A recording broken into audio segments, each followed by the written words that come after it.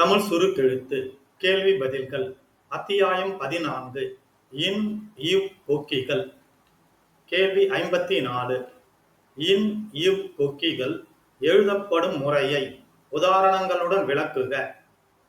இன் என்பதற்கு சிறிய கொக்கி நேர்கோடுகளுக்கு அவற்றின் கடைசியில் வலது வாட்டமாக சேர்த்து எழுதப்படும். எடுத்துக்காட்டு: பொன், டின். இன் என்பதற்கு சிறிய கொக்கி வளைவு கோடுகளுக்கு அவற்றின் கடைசியில் வளைவின் உட்புறம் சேர்த்து எழுதப்படும். எடுத்துக்காட்டு: ராவ், மியாவ். இவ் என்பதற்கு சிறிய கொக்கி நேர்கோடுகளுக்கு அவற்றின் கடைசியில் இடது வாட்டமாக சேர்த்து எழுதப்படும். எடுத்துக்காட்டு: மீன், நான். இன் என்பதற்கு சிறிய கொக்கி வளைவு கோடுகளுக்கு அவற்றின் கடைசியில் வளைவின் உட்புறம் சேர்த்து எழுதப்படுவதால் வளைவு கோடுகளுக்கு பின் இவ் வந்தால் கொக்கியின்றி முழுவதுமே எழுதப்படும். எடுத்துக்காட்டு: நவீனம், லவங்கம். கடைசியில் இன் இவ்வோடு உயிரொலி சேர்ந்து விட்டால் கொக்கியை உபயோகப்படுத்தாமல் முழுவதுமே எழுதப்படும். எடுத்துக்காட்டு: தேன், தேனி, ராவ், ரவி.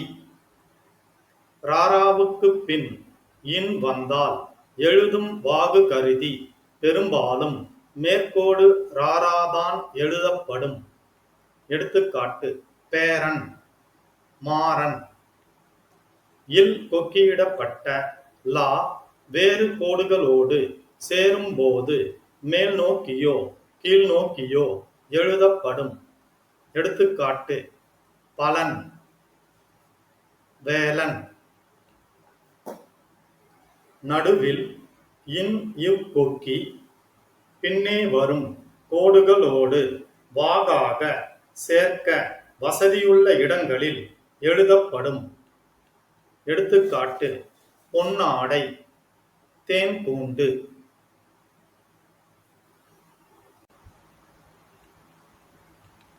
கேள்வி 55. நடுவில் இன் வந்தால் அது எவ்வாறு எழுதப்படும் என்பதை உதாரணங்களுடன் விளக்குக. நடுவில் இன் வந்தால் அது பெரும்பாலும் மெய்க்குறி நாவை கொண்டோ பெரிய சுழியை கொண்டோ காட்டப்படும்.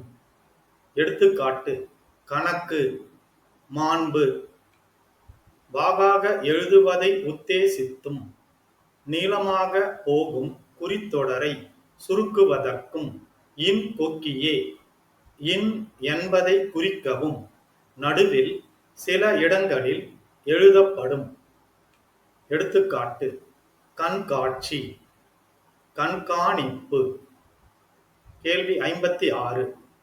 இரண்டு கோடுகளுக்கிடையே தா வந்தால் எழுதப்படும் முறையை உதாரணங்களுடன் விளக்குக. இரண்டு கோடுகளுக்கிடையே தா வந்தால் தாவை அடுத்து வருகிற நேர்கோட்டின் ஆரம்பத்தில் அதற்குரிய பெரிய கொக்கி எழுதப்படும். எடுத்துக்காட்டு: பாதகம், பதிப்பு. வாகாக எழுதுவதை உத்தேசித்தும் நீளமாக போகும் குறித்தொடரை சுருக்குவதற்கும் நேர்கோடுகளுக்கு பின் தா வந்து அவற்றை தொடர்ந்து உடனே வளைவு கோடுகள் வந்தால் நடுவில் வரும் தா என்பதை குறிக்க நேர்கோடுகளின் கடைசியில் இடது வாட்டமாக போடும் வாவுக்குரிய சிறிய கொக்கியே எழுதப்படும். எடுத்துக்காட்டு: போதனை, குடித்தனம். கேள்வி 57.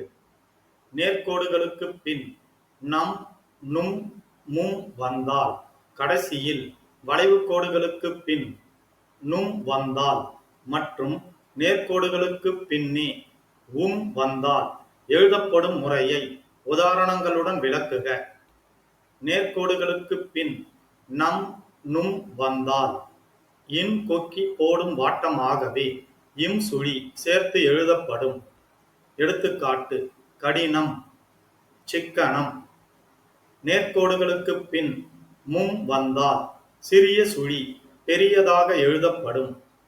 எடுத்துக்காட்டு கடினமும், சிக்கனமும். கடைசியில் வளைவு கோடுகளுக்கு பின் நும் வந்தால், நேர்க்கோடுகளுக்கு பின்னே உம் வந்தால் முறையே இன் இவ் கொக்கிக்குள் இம் சுழி சேர்த்து எழுதப்படும். எடுத்துக்காட்டு அவனும், மிகவும். கேள்வி 58.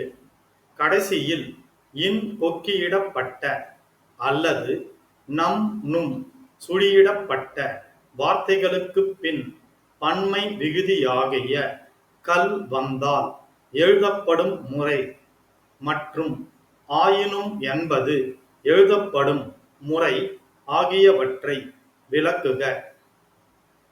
கடைசியில் இன் கொக்கியிடப்பட்ட அல்லது நம் நும் சுழியிடப்பட்ட வார்த்தைகளுக்கு பின் பன்மை விகுதியாகிய கல் வந்தால் கொக்கி அல்லது சுழியிடப்பட்ட கோடுகளுக்கு வெளியே ஒட்டினார் போல ஒரு சிறு கோடு எழுதப்படும்.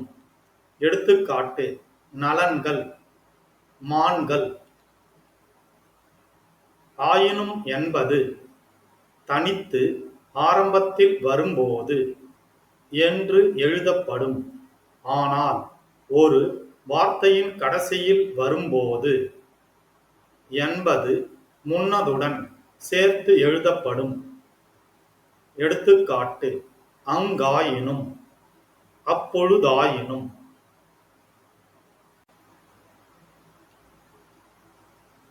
கேள்வி 59.